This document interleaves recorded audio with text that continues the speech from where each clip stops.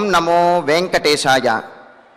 త్రిభువన కమనీయ రూపమీడ్యం రవిశతభూసురమీహిత ప్రధానం శరణదమని శంసురాగమూలే కృతనిలయం రఘునందనం ప్రపద్యే.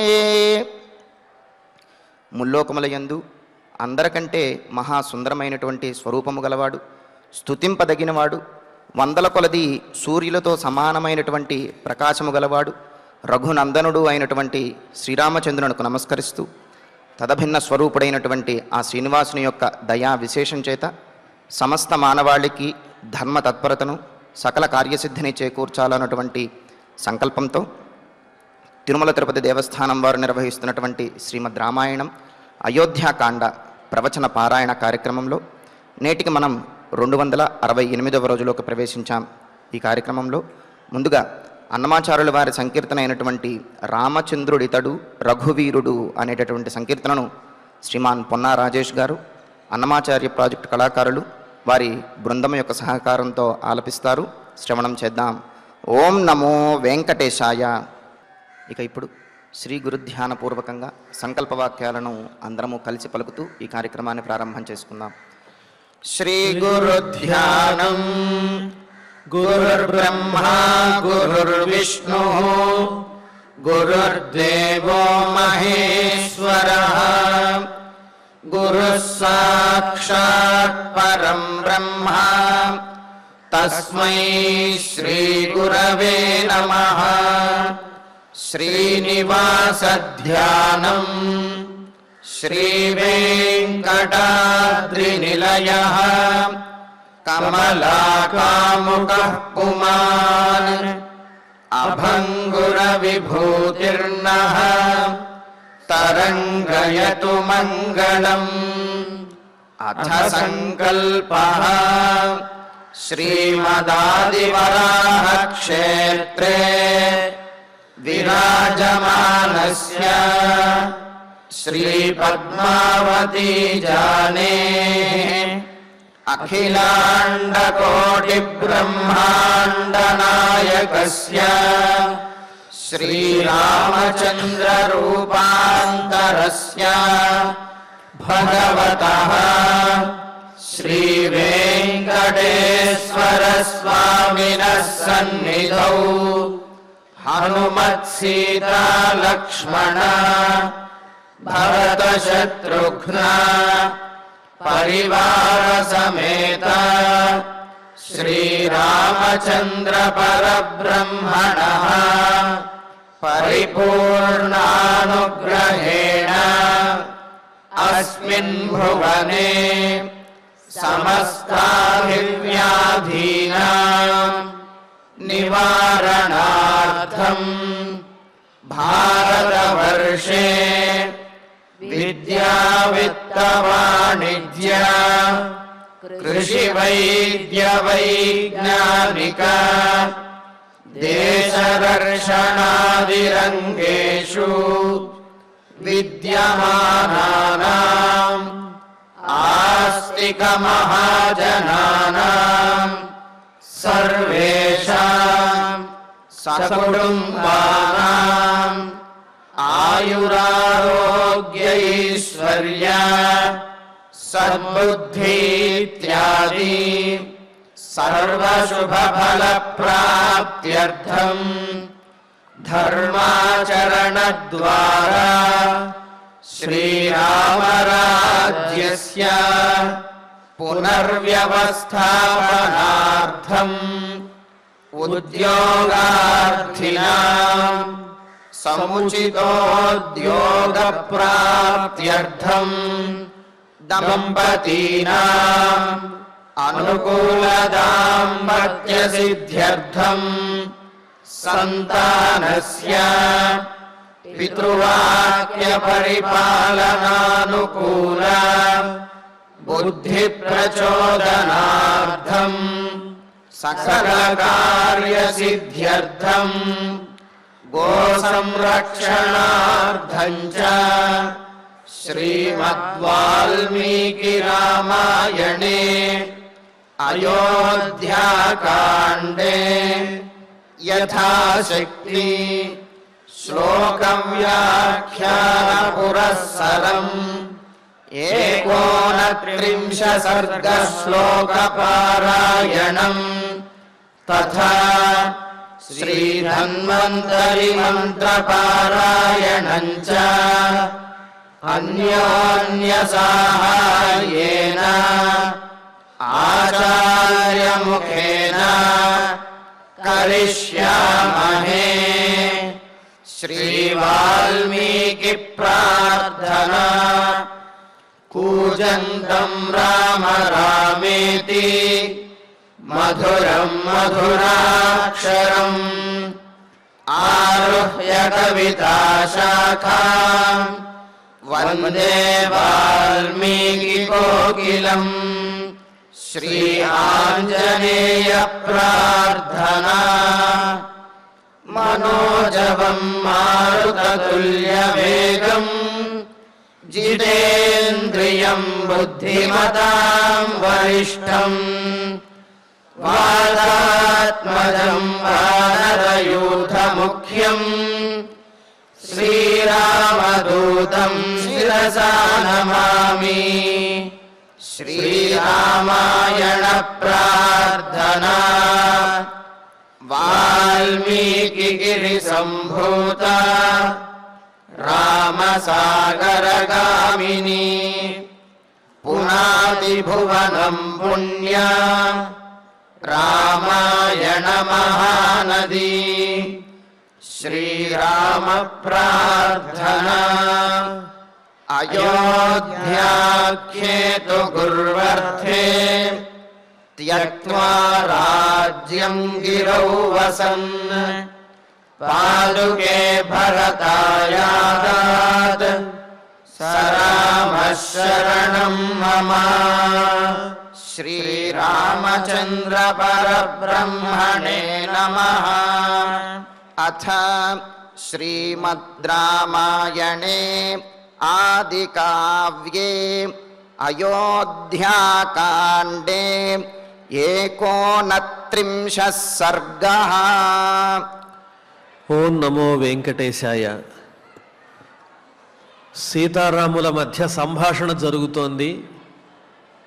అరణ్యానికి నువ్వు రాలేవు, అక్కడ ఎన్నో కష్టాలుంటాయి అని శ్రీరామచంద్రమూర్తి నచ్చజెబుతుంటే, భర్తతో పాటే భార్య అనుసరించి వెళ్ళడం ధర్మం, అది ఎక్కడికైనా సరే. ఉత్తమ లోకాలు పొందేటప్పుడు కూడా భర్తను అనుసరించి భార్య వెళ్ళవలసిందే.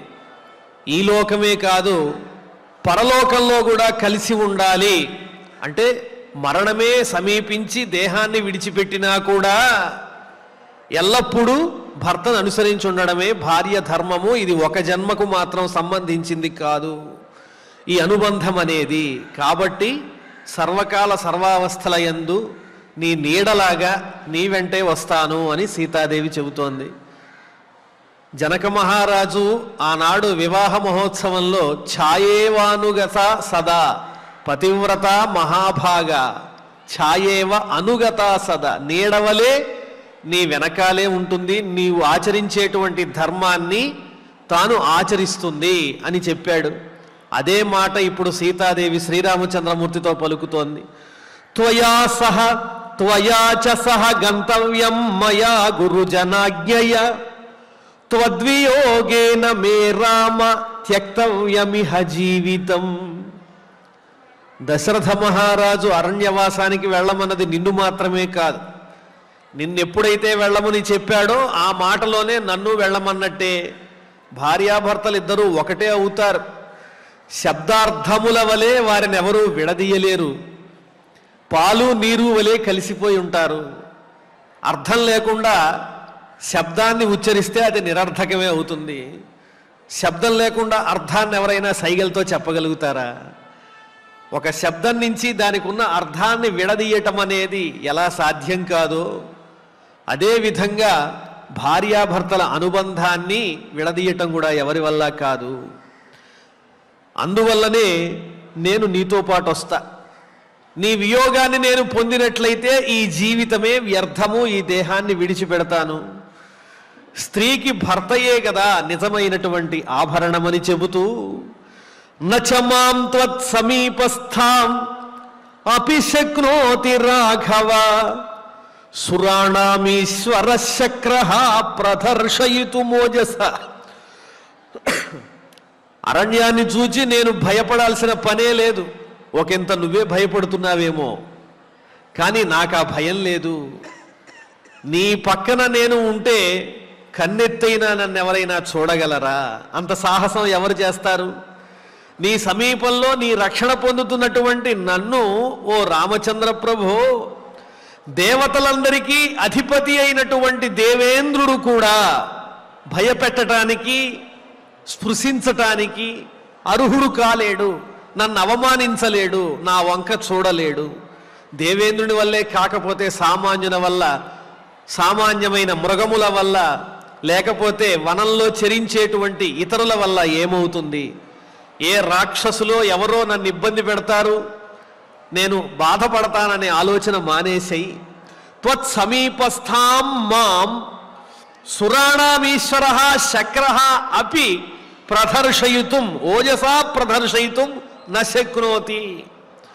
సాక్షాత్తు దేవేంద్రుడైన తన తేజస్సుతో, తన పరాక్రమంతో నీ సమీపంలో ఉన్నటువంటి నన్ను స్పృశించటానికి కానీ తిరస్కరించటానికి కానీ సమర్థుడు కాలేడు. నీకడ నేనుండగా సుశ్లోక, వినవయ్యా, మంచి చరిత్ర కలిగినటువంటి ఓ రామచంద్ర, నీ వంశం ఎంత ఉన్నతమైనది. అయినా రఘువంశంలో జన్మించినటువంటి వాళ్ళు, ఇక్ష్వాకు వంశీయులైన వాళ్ళు ఆత్మకర్మ క్షమందేహం, తమ క్షత్రియోచితమైనటువంటి ధర్మాన్ని చక్కగా నిర్వర్తించటానికి తగిన శారీరక మానసిక దార్ఢ్యము కలిగినటువంటి వారు. కాబట్టి ఓ సుశ్లోక, నీకడ నేనుండగా సుశ్లోక, కన్నెత్తి తేరి చూడంగలడా నాకేశుడైన నా దశ. ఆ ఇంద్రుడైనా నా వంక చూడగలుగుతాడా? నాకింతయు తెలియదాయనా జితవైరి. శత్రువులందరూ నీ చేతిలో పరాభవింపబడ్డారు, ఈ మాత్రం నాకు తెలియదు అనుకుంటున్నావా? నన్ను మాయ చేయాలనుకుంటున్నావా? నీ పరాక్రమం నాకు తెలియదా?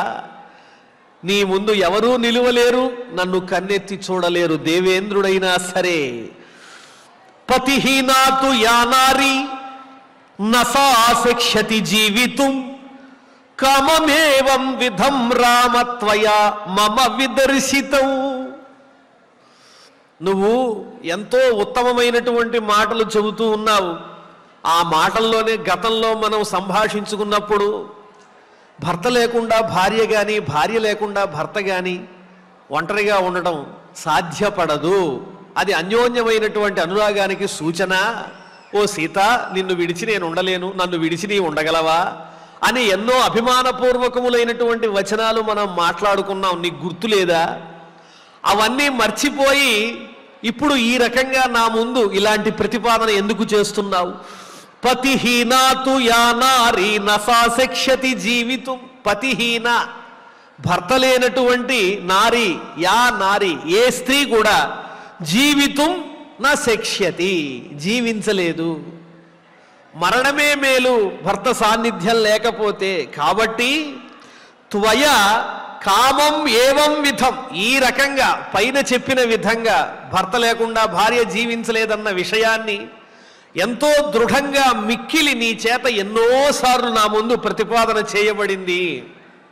విదర్శితం, కామం మిక్కిలి త్వయా విదర్శితం, నీ చేత నిరూపించబడింది. అలా నిరూపించబడి మళ్ళీ ఇప్పుడు నువ్వు ఇలా మాట్లాడుతున్నావేమిటి? నువ్వేమీ మనసులో చింత పెట్టుకోవద్దు, నీ సన్నిధిలో ఉంటే అదే నాకు ధైర్యము. పతి ఎడబాసిన సాధ్వియు క్షితి బ్రతుకన్ చాలదనుచు చెప్పరే మీరే మతి నాకు పూర్వము. ఏ ఆలోచనతో చెప్పావప్పుడు? ధైర్యంగా ప్రశ్నిస్తోంది. భక్తి గౌరవం వేరు, సందర్భం వచ్చినప్పుడు నిజాయితీగా నిలదీయడం వేరు. నిలదీసి నిజాన్ని మాట్లాడినంత మాత్రాన ఎదిరించినట్టే కాదు. ఎందువల్ల? ఏం చెప్తోంది సీతాదేవి? నిన్ను విడిచి నేను ఉండలేనని చెప్తోంది. ఇది పతివ్రతలకు ధర్మమైన మార్గం. ఆ విషయాన్ని, తన హక్కుని సాధించుకోవటానికి ఒకంత గంభీరంగా ఆ శ్రీరామచంద్రమూర్తి ముందు మాట్లాడినా అది దోషమే కాదు. పతి ఎడబాసిన సాధ్వియు క్షితి బ్రతుకన్ చాలదనుచు. ఆ విధంగా నువ్వే చెప్పావుగా, అప్పుడు మరి ఎలా చెప్పావు నువ్వు? ఇప్పుడు ఆ హితగతికి నీ అన్యథాత్వమే గతి కలిగన్. నీ మాట నువ్వే తప్పించి మాట్లాడుతున్నావు. రామః ద్విహి నభాషతే, రాముడు రెండుగా మాట్లాడాడు. నువ్వు చెప్పిన మాటే నీకు చెబుతున్నా. భర్తను విడిచి భార్య ఉండడం తగినది కాదన్నావు కదా. పతిహీనా తుయా నారీ నసా శిక్షతి జీవితుం కామమేవం విధం రామత్వయా మమ విదర్శితం అని. అధచాపి మహాప్రాజ్ఞ బ్రాహ్మణానాం మయా శ్రుతం పురా పితృగృహే సత్యం వస్తవ్యం కిలమేవనే. అయినా అరణ్యానికి రావాలని నాలో కుతూహలం ఉన్నది. ఎప్పుడెప్పుడు ఈ సందర్భం వస్తుందా అని ఎదురు చూస్తున్నాను. ఇలా ఎవరైనా ఎదురు చూస్తారా అరణ్యానికి వెళ్ళాలని? ఎందువల్ల అలా చెబుతోంది సీతాదేవి అంటే, నేను వివాహం కాకపూర్వము నా తండ్రి ఇంటిలో కన్యగా ఉన్నప్పుడే బ్రాహ్మణోత్తములు సాముద్రిక శాస్త్రం తెలిసినటువంటి పండితులు చెప్పారు. ఏం చెప్పారు అంటే, ఈమెకు అరణ్యంలో నివసించేటువంటి యోగం అనేది కనిపిస్తూ ఉన్నది అని భవిష్యత్తుని చూడగలిగినటువంటి మహాపండితులు చెప్పారు. శ్రీరామ, ఆనాటి నుంచి నేను ఎదురు చూస్తున్నా. అసలు ఈ రోజు ఎప్పుడు వస్తుంది? నా భర్తతో కలిసి నేను అరణ్యానికి ఎప్పుడు ఎడతాను? ఆ ఆనందాన్ని ఎప్పుడు అనుభవిస్తానని నేను ఎదురు చూస్తూ ఉంటే తీరా ఆ రోజు రానే వచ్చింది. నువ్వేమో నన్ను తీసుకెళ్ళనంటున్నావు. నేను చాలా ఆసక్తిగా ఉన్నాను అని చెబుతాను. అధచాపి మహాప్రాజ్ఞ బ్రాహ్మణానాం మయా శ్రుతం. బ్రాహ్మణోత్తముల ద్వారా నా చేత వినబడింది, నేను విన్నాను. మహాప్రాజ్ఞ, ఓ బుద్ధిమంతుడా, నీకు ఆ విషయం చెబుతున్నాను వినిప్పుడు. పురా పితృగృహే, పూర్వము నా తండ్రి ఇంటిలో నేను ఉన్నప్పుడు, అప్పటికి మనకి వివాహం కాలేదులే, నీకెలా తెలుస్తుంది? సత్యం వస్తవ్యం కిలమేవనే, వనమునందు నేను నివసించవలసి ఉన్నది అనే సత్యాన్ని నేను తెలుసుకున్నాను అప్పుడు బ్రాహ్మణోత్తముల ద్వారా, పండితుల ద్వారా. కాబట్టి ఆ రోజు కోసం నేను నిరీక్షిస్తున్నాను తప్ప ఆ రోజు వచ్చిందే అనేటువంటి బాధ నాకు ఏ కోశానా లేదు. లక్షిణిభ్యో ద్విజాతిభ్యః శ్రుత్వాహం వచనం పురా వనవాస కృతోత్సాహ నిత్యమేవ మహాబల. లక్షిణిభ్యో ద్విజాతిభ్యః, ఎన్నో శాస్త్రములు ప్రాచీన కాలం నుంచి మనకు అందుబాటులోనే ఉన్నాయి. లక్షిణిభ్యః అంటే సాముద్రిక శాస్త్రం తెలిసినటువంటి వారు, జ్యోతిషం బాగా నేర్చుకున్నటువంటి వారు. జ్యోతిష శాస్త్రము, శకున శాస్త్రము ఇవన్నీ అనుసరించి ఎన్నో గొప్పవైనటువంటి విషయాలను అందించేటువంటి వారు మహానుభావులు ఉన్నారు. గొప్ప శాస్త్రజ్ఞానం పండితులకే కాకుండా ఆనాటి పరిపాలకులైనటువంటి రాజులకు కూడా ఉండేది. వాళ్ళు ఎలా ఉండేవారు అంటే, రూపానికి తగినటువంటి చక్కని శాస్త్రజ్ఞానము, శాస్త్రజ్ఞానానికి తగినటువంటి నడవడిక, ఆ నడవడికకు తగినటువంటి కార్యాచరణ, తద్వారా ఆ కార్యమునందు ఫలితాన్ని తేలికగా పొందేవారు. రూపాన్ని చూడంగానే గంభీరంగా కనిపించి వాళ్ళు చేసే పనులు చూస్తుంటే వాటికి సామ్యం లేకుండా ఉంటే పొంతన ఉండదు కదా. ఎంత గంభీరమైన రూపం కలిగిన వారో ఆ క్షత్రియ వంశంలో, ఇక్ష్వాకు వంశంలో జన్మించినటువంటి రాజులు దానికి తగినటువంటి శాస్త్రజ్ఞానం కలిగినటువంటి వారు. ఏ పని చెయ్యాలన్నా ఆ దృష్టితోనే ఆచరించేటువంటి చక్కని మనస్తత్వం ఉన్నటువంటి వారు, వాటిని ఆదరించేటువంటి వారు. అందువల్లనే ప్రమాణపూర్వకంగా చెబుతోంది సీతాదేవి, ఇక రామచంద్రుల వారు కాదని చెప్పలేడు. లక్షిణిభ్యో ద్విజాతిభ్యః శ్రుత్వాహం వచనం పురా. లక్షిణిభ్యః ద్విజాతిభ్యః, సాముద్రిక శాస్త్రము తెలిసినటువంటి బ్రాహ్మణోత్తముల వలన పురా శ్రుత్వా వచనం, నేనొక మాట విని వనవాస కృతోత్సాహ, వనవాసానికి వెళ్ళాలి వెళ్ళాలి అని విపరీతమైన ఉత్సాహంతో నేనుంటే నువ్వు ఇలా నిరుత్సాహపరుస్తావేమి? శ్రుత్వాహం నిత్యమేవ మహాబల, ఎప్పుడూ అదే ఆలోచనలో ఉన్నాను. గతంలో కూడా నీతో చాలాసార్లు చెప్పా, ఎక్కడికి వెడదాము సీత అంటే, అలా అరణ్యాలకి వెళ్ళి ఋషుల్ని దర్శిద్దాం, ఆశ్రమాలు సందర్శిద్దాం, ఋషిపత్నులను సేవిద్దామని ఎన్నోసార్లు నేను చెప్పాను కదా. ఇప్పుడు ఆ రోజు రానే వచ్చింది. ఇది మనిద్దరం కలిసి ఆనందంగా చేయవలసినటువంటి అరణ్యవాస వ్రతము కాబట్టి బయలుదేరి వెడదాం, వేరే ఆలోచన వద్దు అని సీతాదేవి చెబుతోంది. లక్షిణిభ్యో ద్విజాతిభ్యః శ్రుత్వా అహం వచనం పుర వనవాస కృతోత్సాహ నిత్యమేవ మహాబల. అంతేకాదు, ఆదేశో వనవాసస్య ప్రాప్తవ్యః సమయాఖిల సాత్వయా సహ తత్రాహం యాస్యామి ప్రియ నాన్యథా. వనవాసస్య సమయం అంటే వనవాసం చేసేటువంటి సమయం ఇప్పుడు ఆసన్నమైనది. అది కేవలము దశరథ మహారాజు యొక్క ఆజ్ఞయే కాదు, పూర్వం చెప్పినటువంటి మహానుభావులైన పండితుల యొక్క ఆజ్ఞ కూడా. ఎందువల్ల అంటే వాళ్ళు వేద విధులైనటువంటి వారు. వేద ధర్మాలన్నీ కూడా లోకంలో ఎలా అందరికీ తెలుస్తున్నాయి? అవి అందరికీ తెలియనివి కదా. ఉచ్చైర్గతి సిద్ధ్యతి ధర్మతశ్చేత్, ఉచ్చైర్గతిర్జగతి సిద్ధ్యతి ధర్మతశ్చేత్ తస్య ప్రమాచ వచనై కృతకేతరైశ్చేత్ తేషాం ప్రకాశన దశాచ మహీసురైశ్చేత్ తానంతరేణ నిపతేత్ క్వనుమత్ ప్రణామ అని భోజరాజు వర్ణించి చెప్పినట్లు, ధర్మము యొక్క స్థితి ఎక్కడున్నది అంటే అపౌరుషేయమైన వేదవాక్యాల్లో మాత్రమే ఉన్నది. ఎందువల్లంటే ఆ వేదవాక్యములను అందించింది పరమేశ్వరుడు కాబట్టి. ఆ పరమాత్మ అందించినటువంటి వేదవాక్యములను నిరంతరము స్మరణ చేస్తూ పఠనం చేస్తూ మనకు అందించేటువంటి వారు ఎవరు అంటే బ్రాహ్మణోత్తములు. తేషాం ప్రకాశన దశాచ మహీసురైశ్చేత్. లేకపోతే వాటి వివరాలు మనకి తెలియవుగా. ఇన్ని గ్రంథాలు, శాస్త్రాలు, పురాణాలు ఇవన్నీ మనం చదువుకుని అర్థం చేసుకునే స్థాయి దాకా వేద జ్ఞానాన్ని అందించినటువంటి ఆ మహానుభావులు ఎవరైతే ఉన్నారో బ్రాహ్మణోత్తములు, పండితులు, వేద విధులు, జ్ఞానులు, వారి మాట, వారి ఆజ్ఞ పాటించడం అనేది మా నాన్నగారు చిన్ననాటి నుంచి నాకు అలవాటు చేశారు. పెద్దల్ని గౌరవించమని చెప్పారు, పండితులను సేవించమని చెప్పారు. అందువల్ల ఈ అరణ్యవాసం అనే ఆదేశం అనేది ఆనాడు ఉత్తములైనటువంటి వేద విధులైన బ్రాహ్మణోత్తముల ద్వారా తెలిసింది కాబట్టి ఆదేశో వనవాసస్య ప్రాప్తవ్యః సహా మయా కిల.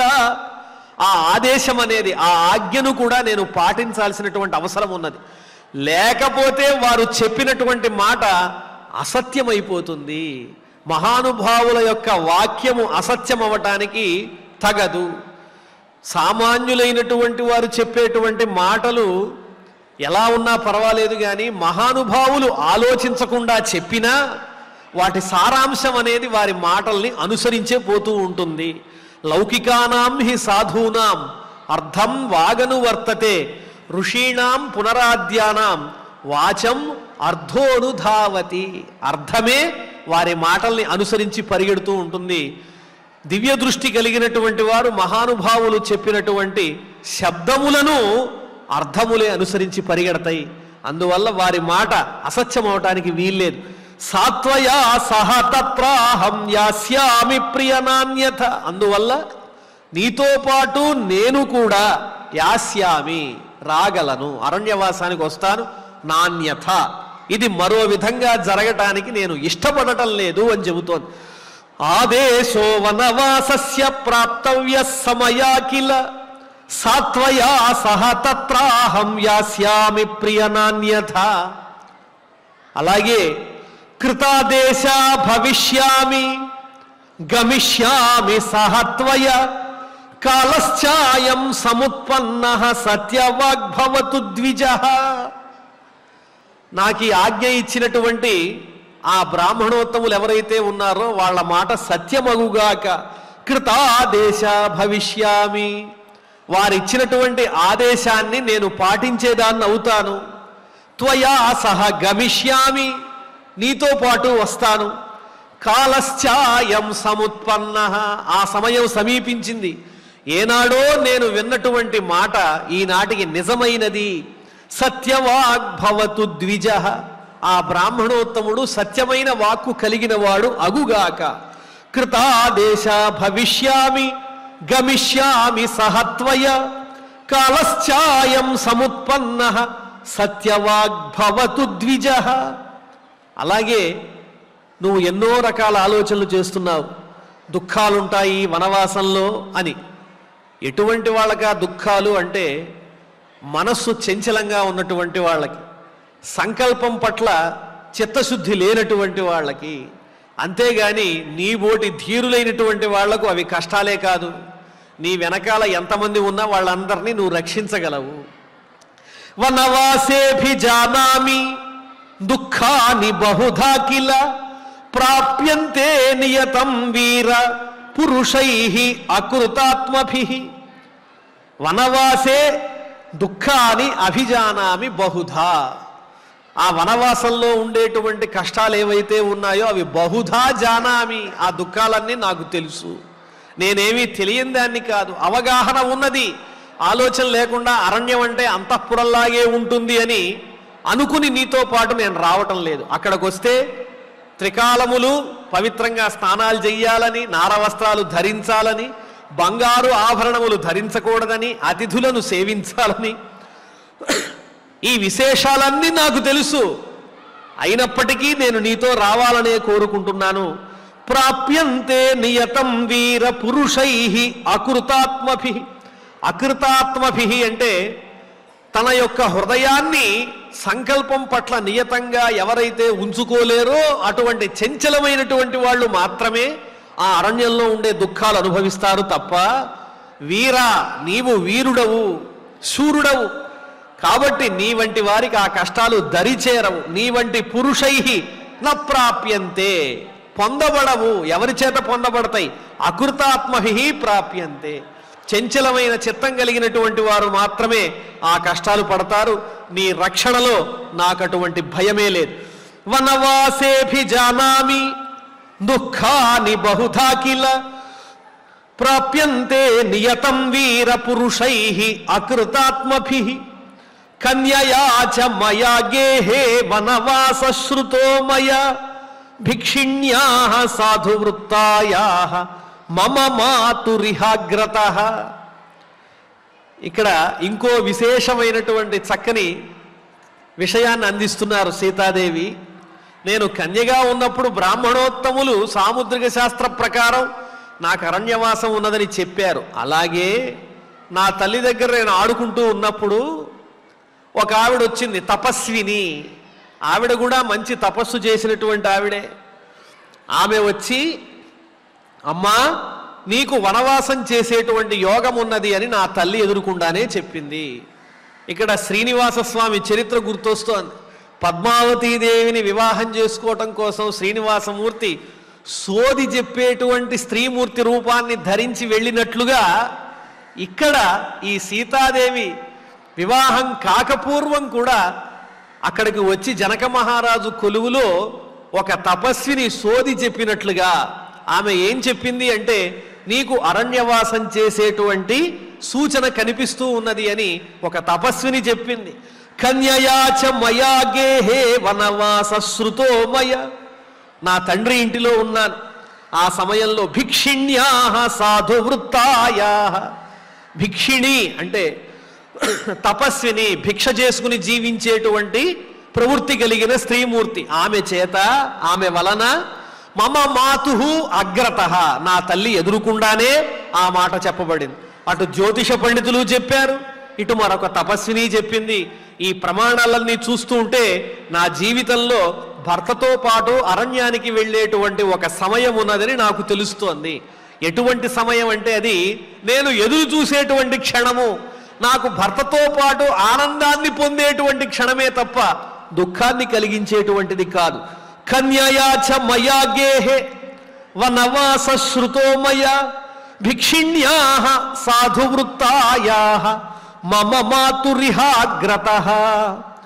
ప్రసాదితశ్చ వై పూర్వం త్వం వై బహువిధం ప్రభో గమనం వనవాసస్య కాంక్షితం హి సహత్వయ. మరలా మరలా గుర్తు చేస్తోంది. పూర్వం త్వం ప్రసాదితశ్చ, నీ చేత నేను అనుగ్రహింపబడ్డాను. త్వయా అహం ప్రసాదిత. ఎన్నోసార్లు నీ దగ్గరకు వచ్చి నేను కోరా, అరణ్యానికి వెడదాము, ఆశ్రమాలు సందర్శిద్దామని. అప్పుడు నీవు గమనం వనవాసస్య, ఆ అరణ్యానికి వెళ్ళే విషయంలో నీవు కూడా అంగీకారాన్ని తెలిపావు. వెళ్దాంలే నెమ్మదిగా, అలా వెళ్ళి రథం మీద వెళ్ళి ప్రకృతి యొక్క సౌందర్యాన్ని దర్శిద్దాం, ఆశ్రమాలు సందర్శిద్దాం, ఎందుకు తొందరపడుతున్నావని చెప్పావు నువ్వు. ఆ రోజు రానే వచ్చింది. ప్రసాదితశ్చ వై పూర్వం త్వం వై బహువిధం ప్రభో గమనం వనవాసస్య కాంక్షితం హి సహత్వయ. ఎలా చెయ్యాలనుకున్నాను నేను అరణ్యవాసం అంటే? త్వయా సహా, నీతో పాటు చెయ్యాలనుకున్నాను. ఆ కోరిక ఈనాడు నెరవేరుతున్నది. అంతేకాదు, కృతక్షణాహి భద్రంతే గమనం ప్రతి రాఘవ వనవాసస్య శూరస్య చర్యాహి మమ రోచతే. కృతక్షణ, చేయబడినటువంటి సంకల్పము కలిగిన దాననయ్యాను. కృతక్షణ అంటే శ్రద్ధ కలిగిన దానినై ఉన్నాను. నేను ఈ పని చెయ్యాలని సంకల్పం చేసుకున్నాను. ఏమిటా పని అంటే, వనవాస దీక్షలో నీకు పరిచర్య చెయ్యాలి, నిన్ను సేవించుకోవాలనుకున్నాను. భద్రంతే, నీకు మంగళమగుగాక, నీకు జరిగేవన్నీ మంగళములే తప్ప వేరే విధంగా నువ్వు ఆలోచించాల్సిన పనే లేదు. కాబట్టి గమనం ప్రతి, నీతో పాటు రావటం కోసం నేను ఎప్పుడో సంకల్పం చేసుకున్నాను. అలాగే వనవాసానికి వెళ్ళే నీవు ఎటువంటి వాడవు? శూరస్య, మహాపరాక్రమ సంపన్నుడవు. అటువంటి శూరస్య వనవాసస్య, వనవాసం కలిగినటువంటి సూర్యుడవైన నీ యొక్క చర్య, పరిచర్య, సేవ మమ రోచతే, నాకు ఇష్టమగుచున్నది, అదే తగినది, అదే ధర్మము. భర్తను సేవించటమే పత్నికి పరమధర్మం. కాబట్టి కృతక్షణాహి భద్రంతే గమనం ప్రతి రాఘవ వనవాసస్య శూరస్య చర్యాహి మమ రోచతే. కాబట్టి నిన్ను సేవించుకునే భాగ్యం నాకు కలిగించవలసింది. అంతేకాదు, నీ పట్ల నాకున్నటువంటి శ్రద్ధను, ప్రేమను నువ్వు గుర్తించటం లేదేమో. శుద్ధాత్మన్ ప్రేమ భావాబ్ధి భవిష్యామి వికల్మష. శుద్ధమైనటువంటి మనస్సు కలిగిన ఓ శ్రీరామచంద్ర, ప్రేమభావం వల్లనే లోపల ఉన్నటువంటి కల్మషాలన్నీ పోతాయి. ఎవరినైనా అంటే భర్త భార్యను కానీ, భార్య భర్తను కానీ ఏ విధంగా ప్రేమించాలి అంటే శుద్ధమైన మనస్సుతో, అభిమానంతో చూసుకోవాలి. అలా చేసినట్లయితే లోపల ఉండేటువంటి కల్మషాలన్నీ నశించిపోతాయి. అందువల్ల నీవు శుద్ధమైన అంతఃకరణము కలిగినటువంటి వాడవు. నీవు చాలా గొప్పవాడివి. నీ యందు ఉన్నటువంటి శుద్ధమైన ప్రేమభావాత్, ప్రేమభావము వలన, నీ యందు ఉన్న అనురాగ విశేషం వల్ల వికల్మషా భవిష్యామి, ఏ కల్మషము లేనిదాన్నై నిన్ను సేవిస్తాను ఓ శ్రీరామచంద్రమూర్తి. కాబట్టి నన్ను కూడా నీతో పాటు తీసుకువెళ్ళు. భర్తారమను గచ్చంతి భర్తాహి మమ దైవతం. నాకు దైవం అంటే వేరెవరూ లేరు, భర్తయే నా దైవము, ప్రత్యక్ష దైవము. నీవే నా దైవమై ఉన్నావు. కాబట్టి దైవస్వరూపుడవైన నిన్ను నేను అనుసరించి వస్తాను, నన్ను తిరస్కరించవద్దు. పవిత్రమైన అంతఃకరణతో, ప్రేమతో నువ్వు ఏ విధంగానైతే నా కష్టం కలగకూడదని ఆలోచిస్తున్నావో అదే విధంగా నీకే విధమైన కష్టం రాకుండా, నీకు మంగళములు కలిగే విధంగా నిన్ను సేవించుకునేటువంటి అవకాశాన్ని నాకు నీ సేవ చేసుకుని నేను పునీతనవుతాను, పాపరహితనవుతాను, శాశ్వతమైనటువంటి ఆనందాన్ని పొందుతాను ఓ శ్రీరామ. శుద్ధాత్మన్ ప్రేమ భావాబ్ధి భవిష్యామి వికల్మష భర్తారమను గచ్చంతి భర్తాహి మమ దైవతం. భర్తయే నాకు ప్రత్యక్ష దైవమై ఉన్నాడు. కాబట్టి నేను నీతో పాటు అరణ్యానికి రావటానికి అనుమతించవలసింది అని కోరుతూ ఉన్నది సీతాదేవి. అంతేకాదు, భార్యాభర్తల అనుబంధం అనేది ఎంత గొప్పదో వర్ణించి చెబుతూ ఉన్నది. ప్రేత్య భావేపి కళ్యాణ సంగమో మే సహత్వయ శృతిర్హి శ్రూయతే పుణ్య బ్రాహ్మణానాం యశస్వినాం. బ్రాహ్మణుల నోటి నుంచి వచ్చేటువంటి వేదవాక్యముల సారమేమిటో తెలుసా? వేదాల్లో ఉన్న సారమేమిటో తెలుసా? నీవు వేద మార్గాన్ని అనుసరించేటువంటి వాడవేగా ఓ శ్రీరామ. ప్రేత్యభావేపి సంగమ కళ్యాణ. ప్రేత్యభావేపి అంటే మరణ సమయమునందు, మరణానంతరము పరలోకమునందు కూడా, ఈ లోకంలోనే కాదు పరలోకంలో కూడా త్వయా సహ సంగమ, నీతో కూడి ఉండుటయే, నిన్ను సేవించుకోవటమే పరమధర్మ, పరమమైనటువంటి ధర్మమని శృతి పుణ్యా శ్రూయతే, పుణ్యమైనటువంటి వేదంలో వినిపిస్తూ ఉన్నది. అది ఎవరు తెలియజేస్తున్నారు అంటే యశస్వినాం బ్రాహ్మణానాం, కీర్తిమంతులైన మహానుభావులైనటువంటి వేద విధులైన తత్వజ్ఞాన సంపన్నులైన ద్విజుల ద్వారా, బ్రాహ్మణోత్తముల ద్వారా శ్రూయతే, ఆ విషయాలన్నీ కూడా తెలుస్తూ ఉన్నాయి. అందువల్ల మరణానంతరము కూడా నిన్ను అనుసరించి ఉండడమే భార్యగా నా ధర్మం. ఇదే వేదములలో వర్ణించబడినటువంటి పరమోత్కృష్టమైనటువంటి విషయం. అందువల్ల వేదవిధుడవైన ఈ విషయం నీకు తెలిసే ఉంటుంది, ఆ మాత్రం తెలియదా? అందువల్ల నన్ను నీవు నిరాకరించటం తగదు. ప్రేత్యభావేపి కళ్యాణ సంగమో మే సహత్వయ శృతిర్హి శ్రూయతే పుణ్య బ్రాహ్మణానాం యశస్వినాం అని చెప్పి, ఇహలోకే చ పితృభిః యా స్త్రీయస్య మహామతే అద్భిర్దత్తా స్వధర్మేణ ప్రేత్యభావేపి తస్య సా. కన్యాదానం చేయటం అనేది అద్భుతమైన అదృష్టం, అదొక వరం. కన్యాదాతకు అఖండమైనటువంటి పుణ్యలోకాలు కలుగుతాయి.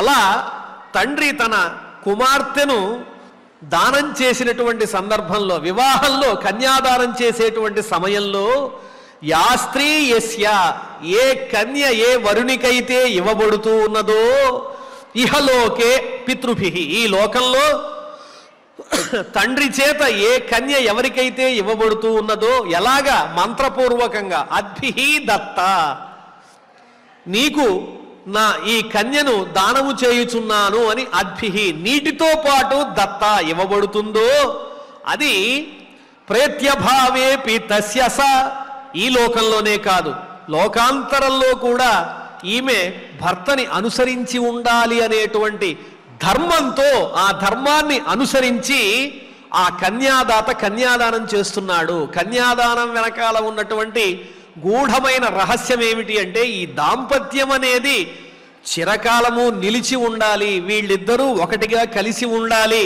స్వరూప స్వభావాల్లో ఇద్దరూ సమానంగా ఉండాలి, గృహస్థాశ్రమాన్ని చక్కగా ఆచరించి సమాజానికి మేలు చెయ్యాలి, దీనివల్ల ఇతరమైన ఆశ్రమాలన్నింటికీ మేలు కలగాలి. బ్రహ్మచర్యము, వానప్రస్థము, సన్యాసము తదితరములైన ఆశ్రమాలు ఏవైతే ఉన్నాయో ఇవన్నీ నడవాలంటే గృహస్థాశ్రమమే ప్రధానమైనది. ఆ గృహస్థాశ్రమాన్ని నడిపించడానికి మూలాధారమైన వాళ్ళు ఎవరు అంటే దంపతులే. ఈ విధమైన సత్సంకల్పంతో లోక శ్రేయస్సు కోసం కన్యాదాత మరణానంతరము, ఇప్పుడే కాదు మరణానంతరము కూడా నిన్ను వీడకుండా అనుసరించి ధర్మాన్ని అనుసరించేదే ఈ కన్య, ఈమెను స్వీకరించు అని మంత్రపూర్వకంగా జలములతో అర్పించబడుతుంది. ఆ మంత్రార్థములు నీకు తెలియవా ఓ వేద విధుడవైనటువంటి ఓ శ్రీరామ? ఇన్ని ప్రమాణాలు చెబుతున్నాను. నేను కన్యగా ఉన్నప్పుడే బ్రాహ్మణోత్తముల చేత వనవాసానికి వెళ్ళే అవసరం ఉన్నదన్న విషయాన్ని నేను తెలుసుకున్నాను. ఒక తపస్విని ఈ విధంగానే చెప్పింది. సాముద్రిక శాస్త్రం ద్వారా, జ్యోతిష పండితుల ద్వారా ఇది నిర్ధారణ చేయబడింది. అది అలా ఉంటే భర్తని అనుసరించి భార్య వెళ్ళడం అనేటువంటిది శాస్త్ర ధర్మం అని కూడా మనకి తెలుస్తూ ఉన్నది. వేదములలో ఏం చెప్పారు, ఆ వేదములలో చెప్పినటువంటి విషయాలు కూడా ఎల్లప్పుడూ భార్య భర్తను అనుసరించి ఉండాలి. ఈ లోకంలోనే కాదు పరలోకానికి వెళ్ళిన భార్యాభర్తల బంధం విడదీయరానిదన్న విషయం మళ్ళీ ప్రత్యేకంగా నేను చెప్పాలా? కన్యాదాత చేసినటువంటి దానం అనేది అంత దృఢమైనటువంటిది, మంత్రపూర్వకమైనది. ఇది ఊరికే నేను అరణ్యానికి వెళ్ళొస్తాను, నువ్వు ఇక్కడ ఉండు, 14 సంవత్సరాల తర్వాత వస్తానని చెప్పి వెళ్ళిపోయేటువంటిది కాదు.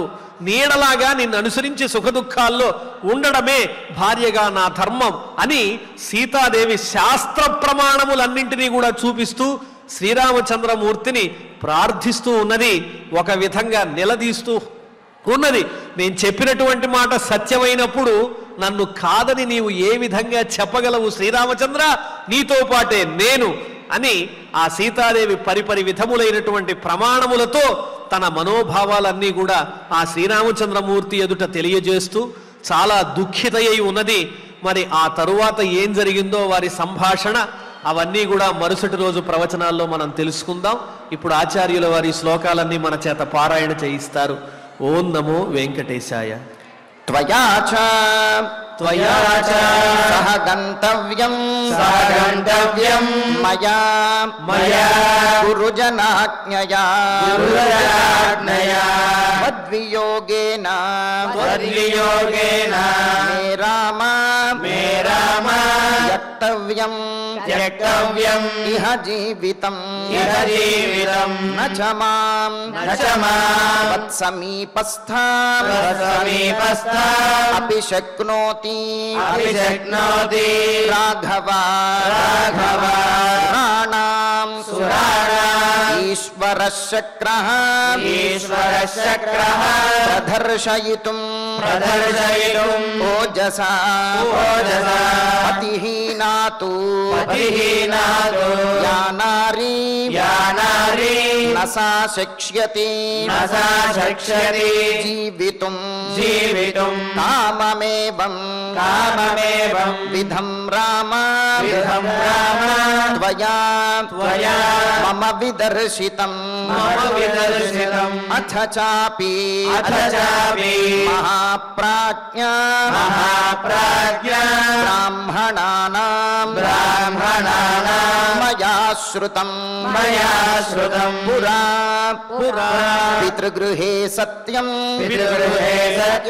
వస్తవ్యం కిల మే వనే లక్షణిభ్యః విజాతిభ్యః శ్రుత్వాహం వచనం పురా వనవాస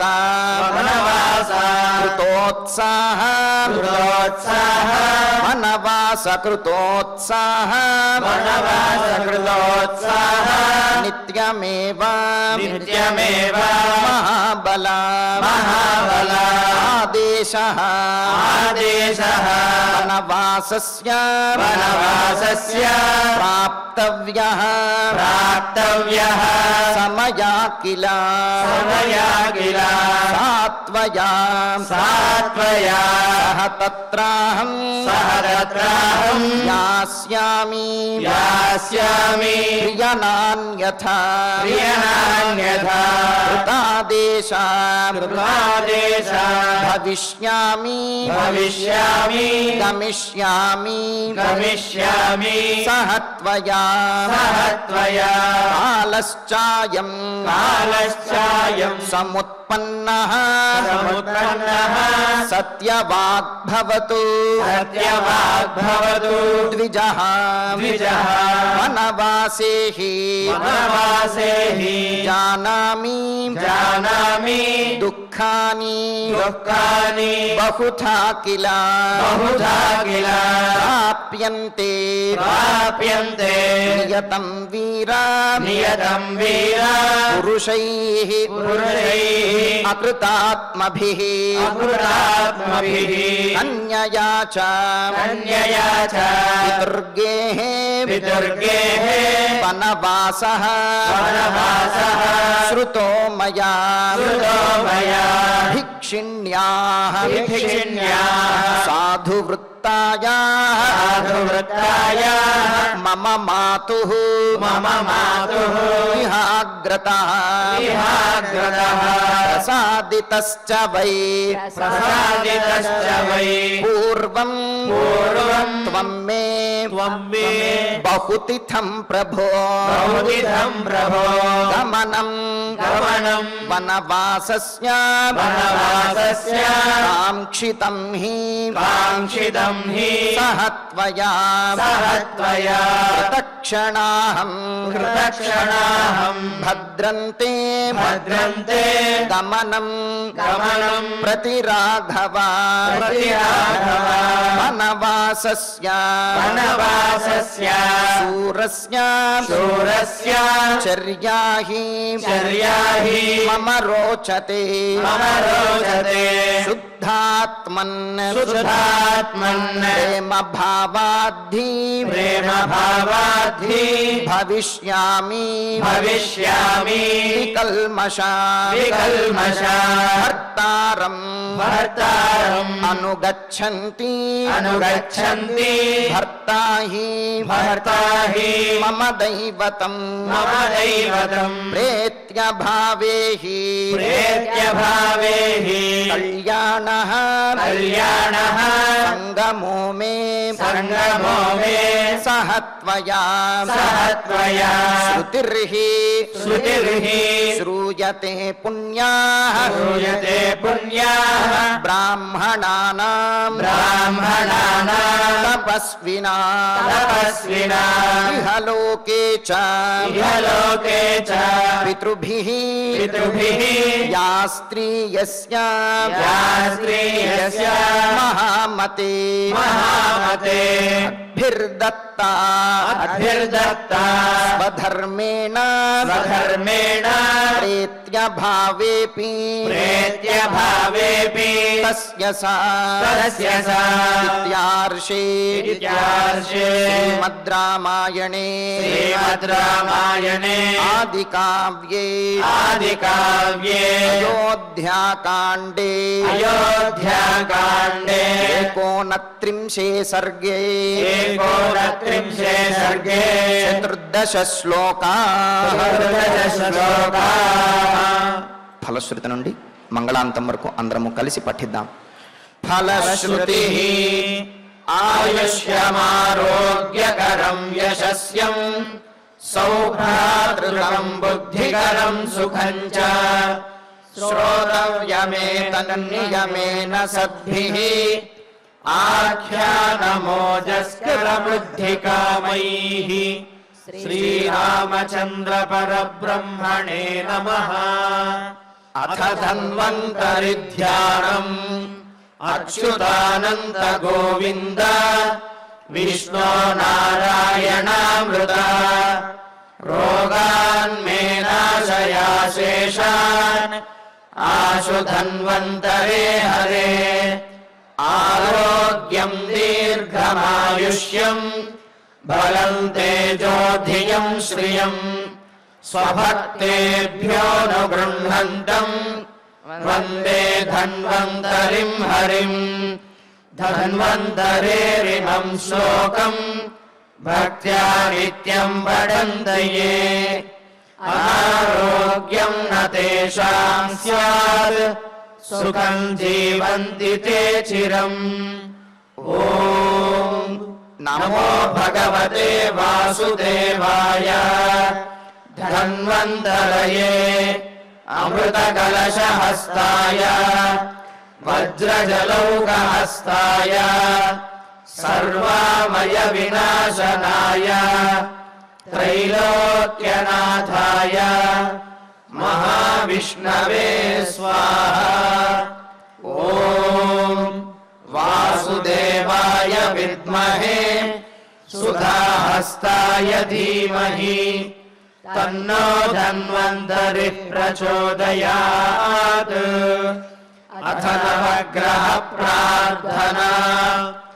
ఆరోగ్యం పద్మబంధుర్వితరతు నితరాం సంపదం శీతరశ్మిః. భూలాభం భూమిపుత్రః సకలగుణయుతాం వాగ్విభూతిం చ సౌమ్యః. సౌభాగ్యం దేవమంత్రి రిపుభయశమనం భార్గవః. శౌర్యమార్కిః దీర్ఘాయుః సైనికేయః. విపులతరయశః కేతుః ఆచంద్రతారం. అరిష్టాని ప్రణశ్యంతు దురితాని భయాని చ. శాంతిరస్తు శుభం మేస్తు గ్రహాః కుర్వంతు మంగళం. అథ క్షమా ప్రార్థనా.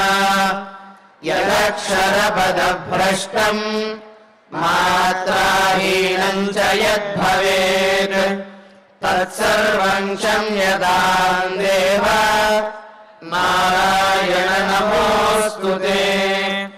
అథ భగవత్సమర్పణం కాయేన వాచా మనసేంద్రియైర్వా బుద్ధ్యాత్మనా వా ప్రకృతే స్వభావాత్ కరోమి యద్యత్ సకలం పరస్మై నారాయణాయేతి సమర్పయామి. అథ మంగళం శ్రియః కాంతాయ కళ్యాణ నిధయే నిధయేర్థినాం శ్రీవేంకట నివాసాయ శ్రీనివాసాయ మంగళం. సెరెనిటీ మోడల్ హై స్కూల్ విద్యార్థులకు అమ్మఒడి, సామాన్యులకు అందుబాటులో ఉన్న బడి సెరెనిటీ. మేడ్చల్ జిల్లాలో మేటిగా నిలిచి సాటిలేని ఫలితాలను సాధిస్తున్న నంబర్ 1 స్కూల్ సెరెనిటీ. మా ప్రత్యేకతలు ప్రతి విద్యార్థి పట్ల వ్యక్తిగత శ్రద్ధ, activity based learning and digital class rooms, computer lab, 100% ఫలితాలు, sports and cultural activities, yoga, abacus మరియు Vedic maths education. Please visit Serenity Model High School, Nagaram. Admissions are in progress. Call 040-271-46899 and 040-271-48699.